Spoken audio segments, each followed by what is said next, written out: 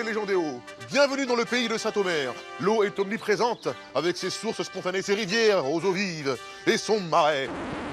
Bon, Saint-Omer, c'est bien plus que ça. Saint-Omer, c'est une terre d'histoire, de savoir-faire, de culture, de sport et de loisirs, avec une multitude de sites remarquables.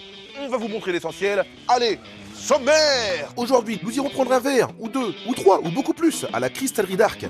Il sera ensuite l'heure de jouer aux petites voitures, enfin, aux vieilles voitures. Et nous découvrirons l'histoire des V2, l'arme secrète d'Adolf Hitler. Nous irons faire des travaux dans un théâtre avant de danser sur les murs d'une prison. Dit comme ça a l'air bizarre, mais c'est vachement bien. Nous allons distribuer le courrier en bateau avec le facteur des marées, enfin, sauf s'il n'a pas démarré. Bella ciao, ciao, ciao, parti! Ah oui, c'est parce que j'attends le facteur des marées pour faire la tournée dans les marais. Bonjour. Partigiano. Bon, bonjour Arnaud. Vous êtes trompé de bateau peut-être? Bah non, mais je vous attendais justement pour la tournée. Pour la tournée? Bah oui, voilà. Bon. Prenez place, hein, c'est plus votre bateau que le mien. Oui, il paraît. Votre barque. Merci. Vous savez, c'est la première fois que je vois un facteur des marées. Oui. Vous existez vraiment, je peux vous toucher un peu. En vrai, C'est incroyable ça. Je pensais que c'était une légende, moi. On n'est pas nombreux, hein. On est un. Ah ouais, d'accord, ok. C'est pour ça.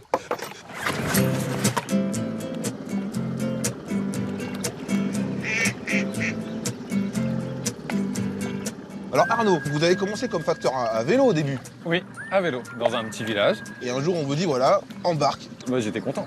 J'étais plutôt content parce que ça n'a rien à voir avec ce que je faisais depuis quelques années déjà. Donc même s'il y a des côtés pas trop sympas, c'est-à-dire que quand il pleut, Quand il gèle, j'imagine ouais, aussi. on n'a rien pour se protéger, donc on subit de plein fouet les intempéries.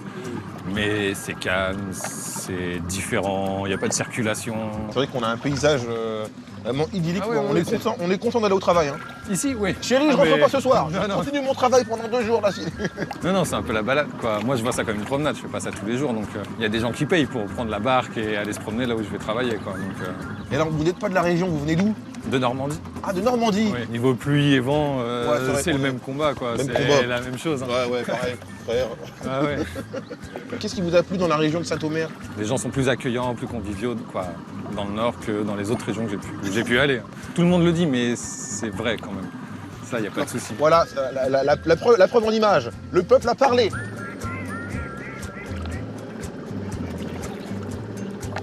Et une anecdote en particulier, qu'est-ce qui a pu se produire qui vous a marqué? La toute première fois où je suis venu dans le Marais, où j'ai été tout seul, parce qu'on a quelques jours de formation, la première fois où j'ai été tout seul, j'avais laissé enclencher une marche arrière. Et je devais livrer un client, j'ai dû faire un peu le tour, passer par un petit jardin. Et quand je suis revenu, la barque était sortie de son emplacement. Ah d'accord. Ah oui, j'avais un colis dans les bras et la barque était à un peu plus d'1 mètre de la berge. Donc il a fallu que je prenne un peu d'élan. Ouais. J'ai dû bien viser, jouer au basket d'abord avec le colis, Ouais. pour essayer de le mettre bien dans la barque Et et ça a prendre été un peu d'élan. Je touche du bois, Ouais. ouais, ça a été. Jusqu'ici, ça s'est toujours bien passé.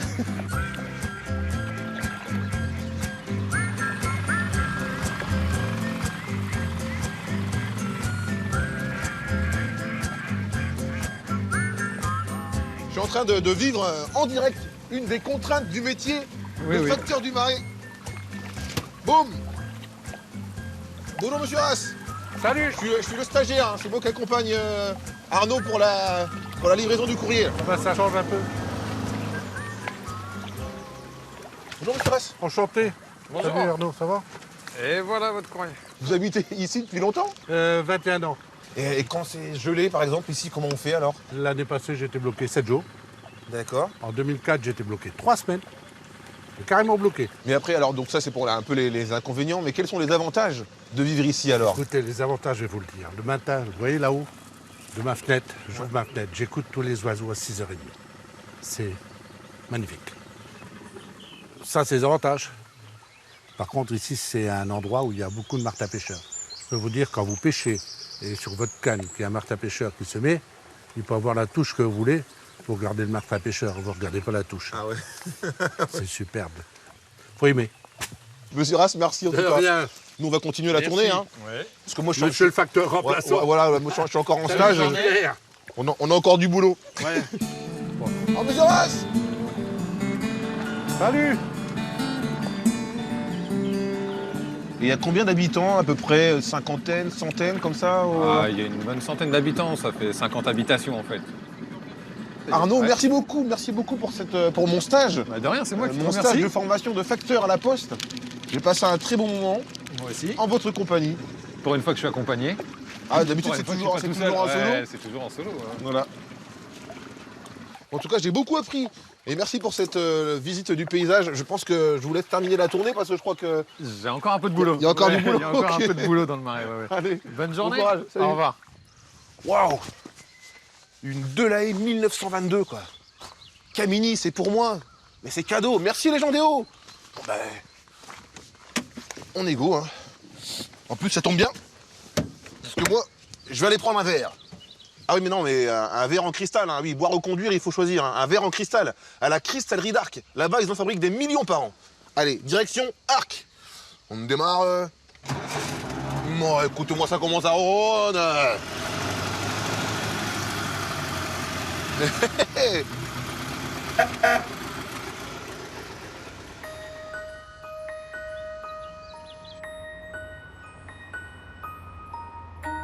Arc, à quelques kilomètres de Saint-Omer. C'est ici, dans cette usine, que sont fabriqués des centaines de millions d'articles en verre chaque année. Un savoir-faire transmis de génération en génération depuis 1825. J'ai 34 ans de carrière. Mes parents travaillaient là, mes grands-parents travaillaient là. 18 ans chez Arc. Je travaille à Arc depuis 22 ans au développement produit. Tout ce qu'on fabrique au sein du groupe, dans le Pas-de-Calais ou dans les autres filiales du groupe, est fabriqué en verre. Le verre, c'est essentiellement un mélange de sable, du calcaire, de la soude, qui représente 90% à peu près d'une composition. Cette composition est introduite dans un four de verrerie à 1600 degrés qui va permettre de délivrer une goutte de verre en machine et ensuite pouvoir aboutir à un article en verre, que ce soit un gobelet, une assiette ou un verre à pied.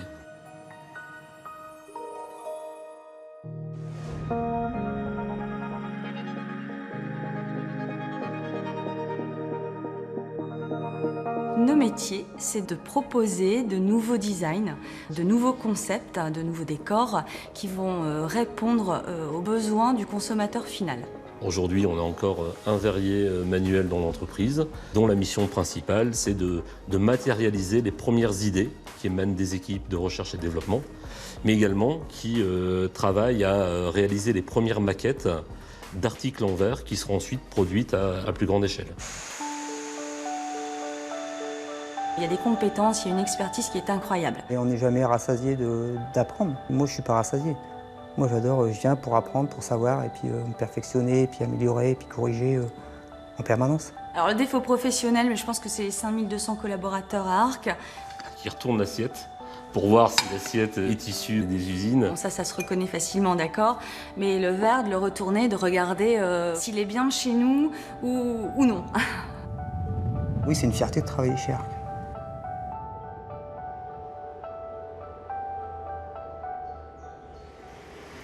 Ça ronronne. Voilà. Ouf. Impeccable. Ah. Moderne. Bon bah, les brigades de là. Me voilà. Ah, Francis, merci de me recevoir dans votre musée.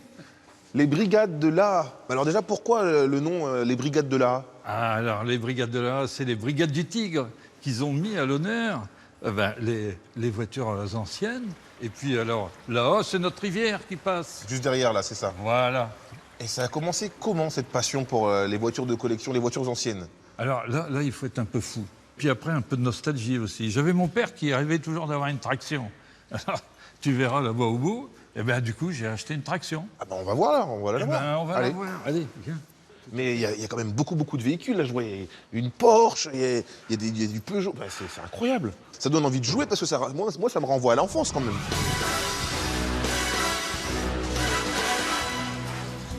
My name is Bond. James Bond. Enfin, moi, c'est plutôt James Bond africain. James Bond. James Bond. Eh ben la voilà, la Citroën Traction, c'était le rêve de votre papa, ça.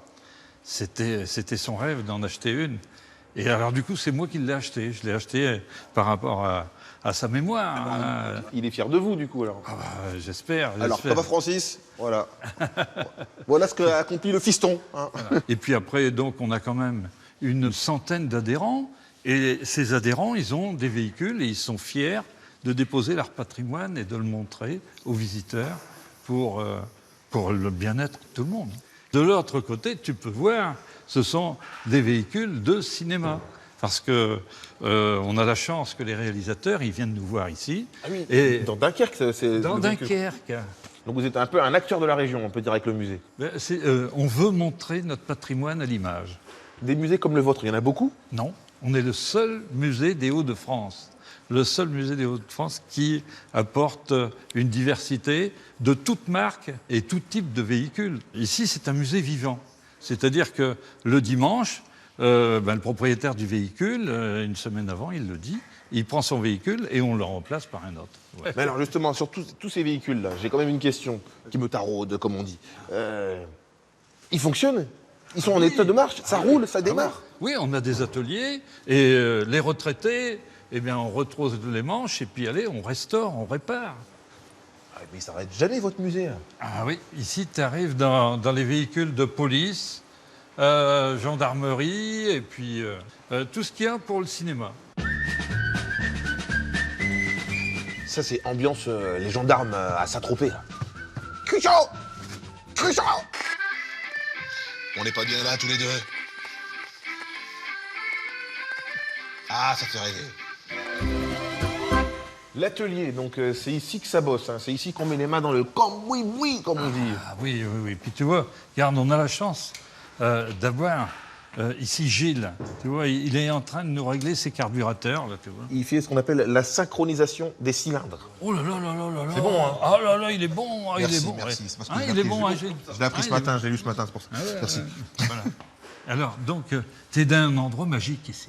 Quand je vois la déco, ça ressemble un peu à des décors de cinéma, je me trompe? On les récupère, justement. Les visiteurs, ils voient l'environnement où on montre le patrimoine à l'image. Oui, parce que voilà, c'est aussi de la transmission, le patrimoine. Voilà. Et comme on n'est pas éternel, derrière vous, qui va récupérer ce musée?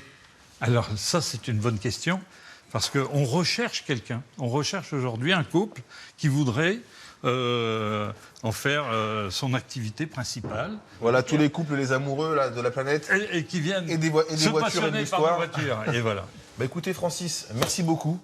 Mais moi, là, je dois filer, j'ai rendez-vous à la coupole. Tu vas à la coupole? Ouais. Pour cette voiture-là? Celle-là, là? Oui. Ah, ok. Oui. Ouais, ça me va. Bon, allez, direction la coupole. Vous allez voir que là-bas, les engins sont beaucoup plus rapides. Ah bah oui, ils ont des fusées, des missiles, des V2. Je peux pas lutter, hein.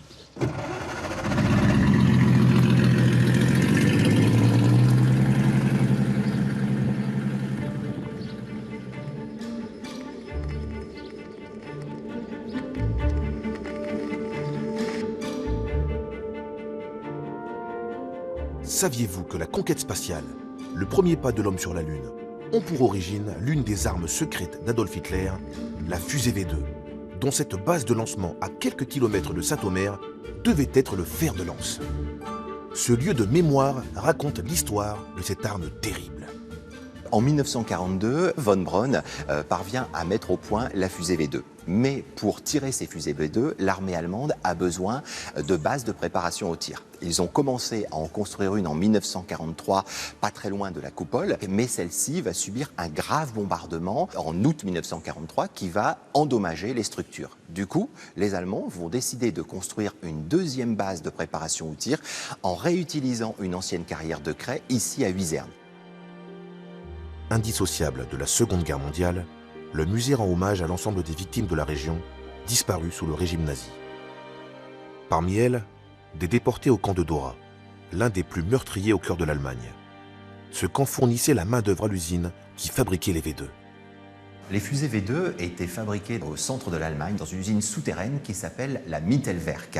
Et pour fabriquer ces fusées V2, les nazis ont fait appel à une main-d'œuvre particulière, puisqu'il s'agit d'une main-d'œuvre concentrationnaire et des milliers de déportés venus de toute l'Europe, et notamment de France. Plus de 9000 Français ont été amenés de force, déportés dans cette usine pour y travailler. Et leur durée de vie, pour quelques-uns, ne va pas excéder quelques semaines.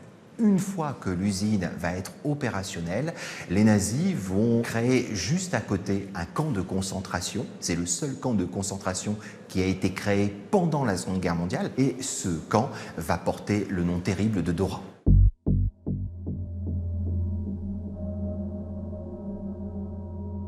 Ces clichés nous donnent une vision de la Mittelwerk particulière. En fait, il s'agit de montrer à Hitler que l'usine est opérationnelle, qu'elle est capable de fabriquer des fusées en grande quantité, que ce missile, qui est une des armes secrètes sur lesquelles les nazis pensent pouvoir compter pour gagner la guerre, est une arme impressionnante, puisqu'elle fait plus de 14 mètres de haut, qu'elle est une arme de haute technicité, et cette vision a un but, c'est de faire en sorte qu'Hitler signe tout simplement des bons de commande et permettent à la société Mittelwerk de réaliser des bénéfices. Mais par contre, les photographies de Walter Frentz ne nous disent pas tout. Et si nous voulons connaître le sort de ces travailleurs, eh bien, il faut regarder les dessins réalisés, notamment par un artiste français qui s'appelle Léon Delarbre et qui a réalisé des croquis sur place des conditions de vie et de travail terribles de ceux qui ont été affectés au camp de Dora.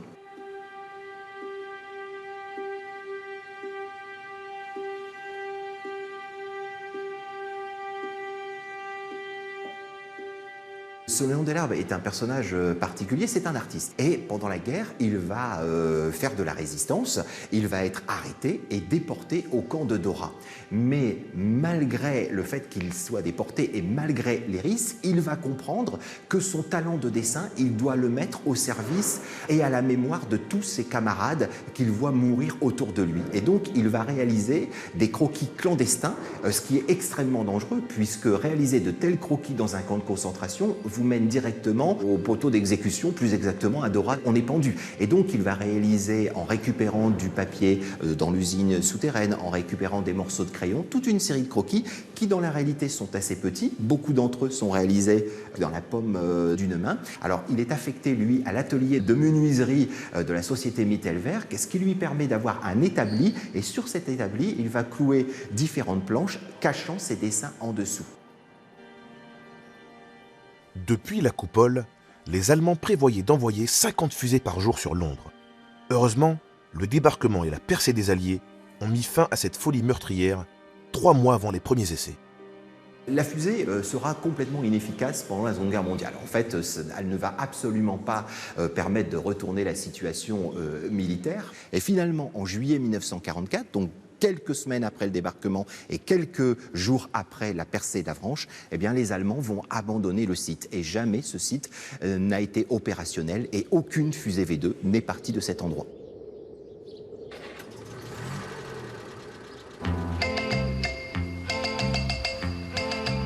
Monsieur Clémenceau, les flics maintenant sont devenus des cerveaux incognito. Ils ont laissé leur vélo, leurs chevaux. Pendant ce temps-là, Eh oui, ça c'est la classe.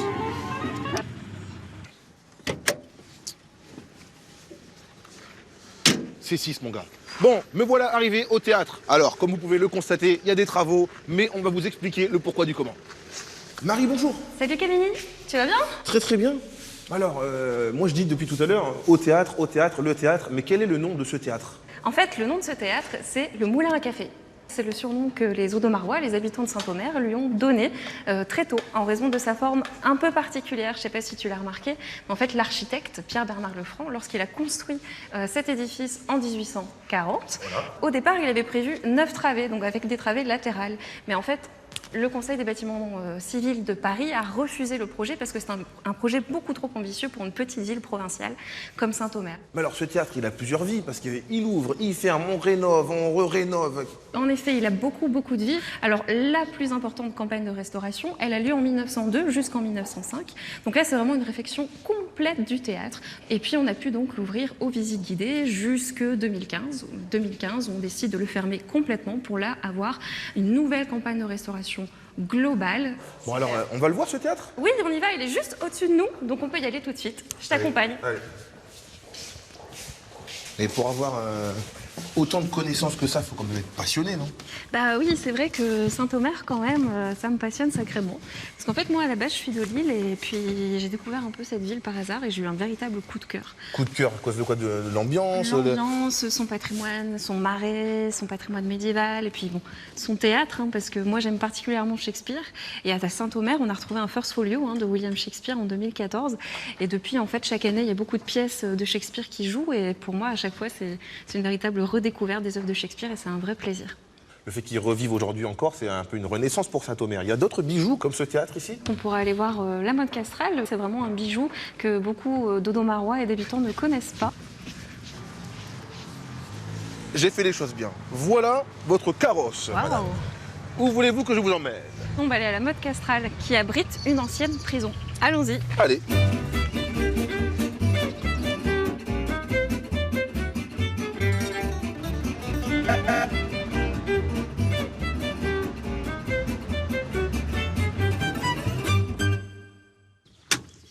Madame.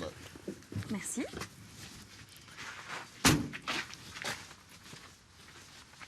Alors tu vois là, Camille, on est dans la cour de l'ancienne prison de la mode castrale de Saint-Omer, qui a été fondée au XVIIIe siècle. Donc l'ensemble du bâtiment servait à emprisonner des prisonniers avant leur jugement. Et ce bâtiment a été donc restauré ces dernières années et aujourd'hui est rouvert en tant que lieu culturel. Eh bien Marie, merci. Bah de rien Camille, Un merci bisou. à toi et puis je te laisse retrouver les artistes. À bientôt. Au revoir Marie. Alors, je dois faire l'interview d'Odile. Elle est où? Odile.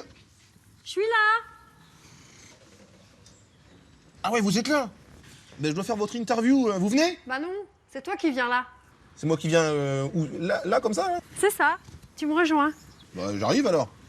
Vous croyez que j'ai peur? J'ai vu dans vos yeux, vous croyez que j'ai peur? Je t'attends. J'arrive. Ok, donc là c'est quoi le principe là? Mais tu viens, tu t'assieds dans le vide. Je m'assois comment? Là, tu mets tes fesses là dehors. Je vous aimais très fort les gens des Hauts. J'étais ravi de tous vous rencontrer les gens des Hauts. On a passé des bons moments ensemble. Bon alors qu'est-ce que je dois faire maintenant pour me mettre comme... Bah tu t'assieds, donne-moi la main. C'est-à-dire que je m'assois, mais il n'y a pas de chaise là. Non. Je m'assois où? Tu me donnes la main, tu t'assieds, tu laisses juste tes fesses se déposer. Donc je vois ma main Mets là, tes pieds un peu, mets tes pieds sur le bord. D'accord. Voilà, tu sens que ça retient là déjà. Ouais, c'est ma main qui retient plus quelque chose. Mais donc je dois enlever cette main là. C'est ça. C'est ça. Doucement. Voilà. Tout va bien? Pour l'instant, ouais. D'accord. Pas très stable. Donc pour vous, Odile, c'est votre vie de tous les jours, ça. Vous êtes comme ça et en plus, vous arrivez à danser. Ouais, tous les jours, non. Mais souvent. Souvent. Très souvent. Et vous dansez quoi comme ça sur les murs? Alors, je fais de la danse aérienne. Ok. Ouais, bah oui, j'imagine que ouais. Je fais des chorégraphies sur les murs. Ok. Avec une partenaire, un partenaire. On est des fois 2, des fois 3, des fois 4. Mais comment on fait pour arriver à ce stade de maîtrise de cet art? À la voltige, je sais pas comment on dit. J'ai commencé par la danse classique, la danse contemporaine. Et puis un jour, j'ai travaillé sur un mur d'escalade, en danse escalade. En fait, j'ai voulu toucher le vide et puis voilà. Et alors, ça fait combien de temps que vous pratiquez ce métier? Là, ça fait 20 ans. 20 ans? Ah bon, ça va, donc ça va, je suis en confiance, je suis avec une vraie pro. Moi, j'aimerais bien apprendre à marcher, donc je pense que pour ça, il faut descendre. C'est ça. Pour apprendre à marcher, il faut descendre. C'est Ok. logique. Ouais, on va le faire, on va descendre. Vous inquiétez pas. Dans quelques secondes, on va descendre. Je suis prêt. Ouais, je suis prêt. Je Ça fait t'emmène. 3 fois que je le dis. Ouais, on va le faire. Attends. C'est parti. On descend. C'est ça. Hein, t'as cru que j'allais pas maîtriser? Hein, les gens des Hauts? Vous avez cru que j'allais avoir peur, c'est ça? J'ai un peu peur quand même, oui. Première chose. Oui. Tu te mets au mur, comme ça, tu mets tes pieds, tu t'allonges. Oui. Tu t'allonges. Allez. Tu lèves les bras. Tu mets derrière. Oui, d'accord. J'en ai mis un derrière, ça va, c'est pas mal déjà. C'est pas mal. Ok. Hey! Maintenant, on va marcher. Tu regardes. De l'autre côté? Voilà. Une seule main sur la corde. Une seule main sur la corde. Je vais enlever l'autre main. Enlève celle-là. Je vais l'enlever. Je prends juste mon temps pour l'enlever. Voilà, c'est ça. Un peu de marche. Faut déjà à faire. apprendre à se stabiliser et à... Ah oui, On va changer de côté. Ah oui. Tiens, tourne le bassin, mets les pieds au mur. Ah oui, les pieds au mur. Voilà. C'est Ah ça. oui, un petit tango comme ça un peu là. C'est ça. Un ninja quoi. Ça va, t'es bien là? T'as vu ça un peu qu'elle maîtrise? Bah super. Ouais. Écoute, je te laisse. Salut. Salut. Hein. Tu vas te débrouiller tout seul. Tu me laisses là? Je te laisse là. Non, attends. Odile!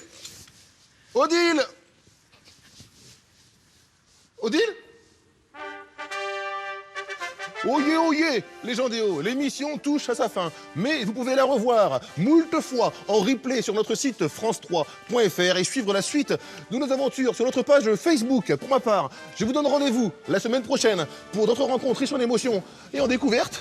Enfin, si je m'en sors, les gens des Hauts. Et d'ailleurs, à bientôt!